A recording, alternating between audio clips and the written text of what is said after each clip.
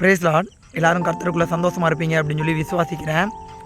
இன்றைய தினத்திலையும் கூட வேதத்தில் யோவான் 15வது அதிகாரம் 4வது வசனத்தில் சொல்லப்பட்டிருக்கு, நீங்கள் என்னில் நிலைத்திருங்கள், நானும் உங்களில் நிலைத்திருப்பேன்.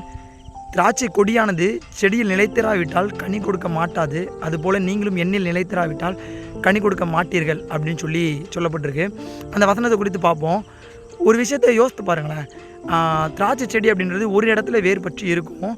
அது அப்படியே படர்ந்து போகும்பொழுது பந்தல் அமைத்து கொடியாய் படர விடுவாங்க.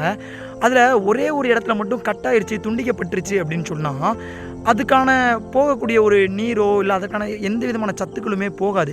ஸோ அது வாடி காய்ந்து கருகியும் போயிடும். அது எதற்கு உதவும்? அதை எல்லாமே எடுத்து திரும்ப போட்டு எரிக்கிறதுக்கு தான் பண்ணுவாங்க, எரிச்சிடுவாங்க.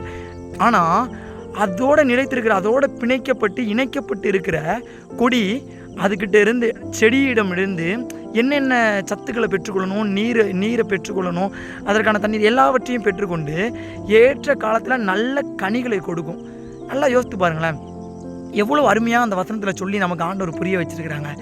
அதே போல் நம்மளும் ஆண்டவராகிய இயேசு கிறிஸ்துவோடு பிணைக்கப்பட்டு இணைக்கப்பட்டு அவருக்குள்ளே இருந்தோம் அப்படின்னா நல்ல கனி கொடுக்கிறவர்களாய் காணப்படுவோம் அப்படின்னு சொல்லி சொல்லப்பட்டிருக்கு.